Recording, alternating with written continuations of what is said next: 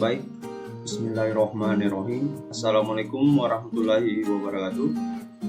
Perkenalkan, nama saya Muhammad Otoman Mehmet dari kelas PTIKF. Dan video kali ini saya akan menjelaskan bab 2 dari pengantar ilmu komputer dalam bentuk PowerPoint. Baik, kita langsung saja masuk ke dalam materi. Pokok pembahasan kita yaitu sejarah perkembangan komputer. Yang pertama, sebelum abad ke-20. Yang kedua, tokoh yang berpengaruh dan perkembangan komputer. Sejarah perkembangan komputer. Yang pertama, sebelum abad ke-20 ada dua kelas alat penghitung, yaitu A. Alat digital yang langsung memperlihatkan angka-angka sebagai hasilnya. Contoh, abacus, kalkulator, jam yang lebih modern atau jam digital. B. Alat analog. Pada alat ini kondisi akhir dari besar yang dihitung baik berupa panjang, tegangan, sudut menyatakan angka dari besaran tersebut. Contoh, Mr. Gesser, Silderul, jam tangan tradisional dengan jarum dan angka. Yang kedua, tokoh yang berpengaruh dan perkembangan komputer. Jadi di sini akan saya jelaskan secara singkat tokoh-tokoh yang berpengaruh dalam perkembangan komputer yang seperti kita kenal sekarang ini. Oke, langsung saja. Tokoh yang pertama yaitu Wilhelm Schirra dari Tübingen, 1592 sampai tahun 1635. Salah satu catatan paling awal penemuan teknologi komputer adalah mesin buatan seorang peneliti dari zaman yang bernama Wilhelm Schirra pada tahun 1623 yang menggunakan roda-roda gigi untuk melakukan operasi penjumlahan, perkalian, dan pembagian. Hasil perancangan mesin dia kirimkan kepada Kepler, seorang astronom yang termasyhur pada saat itu. Setelah ini, tercatat sejumlah penemuan berikutnya untuk membuat mesin-mesin komputasi analog yang semakin berdaya guna. Tokoh selanjutnya yaitu ada Blaise Pascal dari Prancis, tahun 1623 sampai 1662. Ya, kita lihat ini gambarnya. Pascal yang belum genap berusia 19 tahun merancang suatu kalkulator mekanik yang mampu menambahkan dan mengurangkan, yaitu diberi nama kalkulator Pascal atau Pascalite. Tidak hanya sampai di situ, pada tahun 1653 Pascal menulis du Triangle Arithmetique yang menjelaskan tentang koefisien binomal yang sekarang terkenal dengan segitiga Pascal. Selanjutnya ada Gottfried Leibniz pada tahun 1646 sampai 1716. Seorang ahli matematika. Nah, tokoh ini sangat dikenal dengan kejeniusannya dalam matematika pada zamannya. Seorang ahli matematika merancang roda Leibniz, bagian yang penting dari alat hitung mekanis. Alat tersebut dapat melakukan perkalian, pembagian, penambahan, dan pengurangan. Dan pada alat ini dia pertama kali menemukan alat yang bisa sekaligus bisa dipakai perkalian, pembagian, penambahan, dan pengurangan. Lanjut, Carles Babbage pada tahun 1791 sampai 1871. Mesin penghitung di Press Engine nomor 1 yang ditemukan oleh Charles Babbage 1791 sampai 1871 adalah salah satu ikon yang paling terkenal dalam sejarah perkembangan komputer dan merupakan kalkulator otomatis pertama. Babbage juga terkenal dengan julukan Bapak Komputer. Julukan pertama ini diberikan oleh Bapak Babbage. Mendapatkan julukan pertama Bapak Komputer karena penemuannya yang sangat jenius. Charles Babbage lahir di daerah yang sekarang dikenal dengan nama Southwark, London, 26 Desember 1791. Anak dari Benjamin Babbage, seorang banker. Kelebihannya dalam matematika sangat menonjol. Saat memasuki Trinity College di Cambridge tahun 18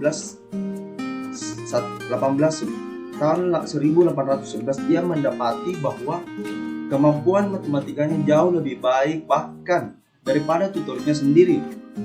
Tahun 1821, Babbage menciptakan device engine yang sebuah mesin dapat menyusun tabel matematika.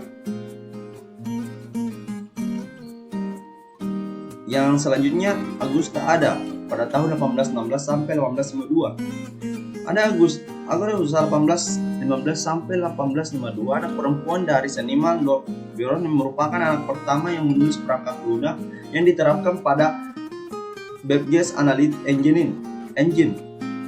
Perannya yang paling menonjol adalah sebagai penyusun algoritma pemecahan masalah dari berbagai prinsip matematika. Nama Ada sekarang diabadikan pada nama sebuah bahasa komputer, yaitu Ada ADA. Pada tahun 1983, ADA merupakan satu-satunya bahasa komputer yang digunakan pada Departemen Pertahanan Amerika Serikat untuk mengatur dan mengendalikan alat-alat perang, taktik, dan sistem strategi pertahanan. Nah, selanjutnya kita akan membahas kendali komputasi. Kendali pada proses komputasi merupakan masalah yang muncul pada mesin analitis Babbage, yaitu yang pertama, bagaimana menyajikan angka dan melakukan operasi matematika terhadap angka tersebut. Yang kedua, bagaimana melakukan serentatan operasi matematika tanpa campur tangan manusia yang hanya akan memperlambat kecepatan pengolahan. Selanjutnya, Basil Bacon 1725. Perfect Text pada proses pembuatan hiasan kain sutera yang kemudian dikembangkan oleh Mary Joscott. Ini penemuan hiasan kain sutera oleh Mary Joscott. Selanjutnya, Joseph Mary Joscott 1752 sampai 1834. Joseph Mary Joscott ini memberikan kontribusi penting dalam bidang pengendalian proses dan merancang sistem kendali dengan menggunakan kartu berlubang. Ya, ini mungkin contoh gambarnya. Selanjutnya, The International Business Machine Corporation atau yang disingkat dengan IBM. Penganalisis diferensial atau differential analysis yang dibangun oleh MIT, singkatan dari Massachusetts Institute of Technology pada tahun 1931 dengan perancang Vannevar Bush, berguna untuk memecahkan persamaan diferensial pada beberapa cabang ilmu matematika. Perkembangan mesin tersebut ternyata berpengaruh pada institusi lainnya, yaitu pada tahun 1935 Moore School of Electrical Engineering dari University of Pennsylvania membuat mesin serupa yang dinamakan ENIAC, Electronic Numerical Integrator and Computer, di bawah pimpinan John Mauchly dan John Preston Exter Jr. Inilah yang pada umumnya disepakati sebagai komputer elektronik pertama. Selanjutnya, the first high-speed general purpose computer using vacuum tubes, Electronic Numerical Integrator and Computer atau disingkat ANIA. The ENIAC team Februari 14, 1946, left to right Jesper X Junior. Nah, ini nama-nama yang bersangkutan dengan ENIAC ini atau singkatan dari Electronic Numerical Integrator and Computer. Selanjutnya, Electronic Numerical Integrator and Computer, ENIAC, yang tadi yang saya bahas. Yang pertama, komputer elektromekanis. Pada sekitar tahun 1934 sampai 1946, beberapa para ahli menciptakan komputer elektromekanis, dan yang terkenal adalah hasil karya Konrad Zuse dari Jerman membuat mesin hitung sederhana disebutnya Z1 pada tahun 1938 dan dikembangkan menjadi mesin elektromekanis Z3, yaitu mesin floating point binary, mesin yang mampu menyimpan 60 kata.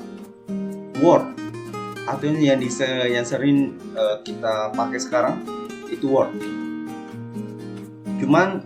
Dulu cuman sampai bisa 64 kata. Tapi kan kita sekarang Saya lanjut, mohon maaf kamera saya tadi mati. Jadi saya sambut video saya.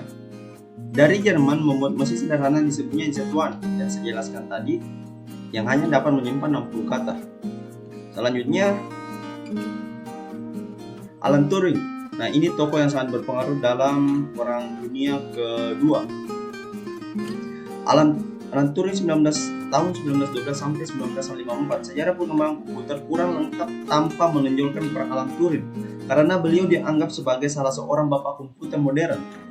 Alan Matheson Turing lahir di Paddington, London 23 Juni 1912. Tahun 1931 Turing bersekolah di King's College, Cambridge University. Dalam penelitiannya, Turing lebih banyak menciptakan kembali dibandingkan menggunakan temuan yang sudah ada.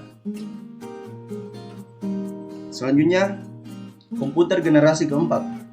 Setelah itu tujuan pengembangan menjadi lebih jelas, mengecilkan ukuran sirkuit dan komponen-komponen large scale integration. LSI dapat memuat ratusan komponen dalam sebuah chip pada tahun 1980-an. Nah, ini dalam sebuah chip yang sangat kecil. Sebelumnya, IC dibuat untuk mengerjakan suatu tugas tertentu yang spesifik. Sekarang, sebuah mikroprosesor dapat diproduksi dan kemudian diprogram untuk memenuhi seluruh kebutuhan yang diinginkan. Tidak lama kemudian, setiap perangkat rumah tangga seperti microwave, oven, televisi, dan mobil dengan electronic fuel injection dilengkapi dengan mikroprosesor. Perkembangan yang demikian memungkinkan orang-orang biasa untuk menggunakan komputer biasa. Selanjutnya, komputer generasi kelima. Banyak kemajuan di bidang desain komputer dan teknologi semakin memungkinkan pembuatan komputer generasi kelima. Dua kemajuan rekayasa yang terutama adalah kemampuan memproses paralel yang akan menggantikan model non-Neumann.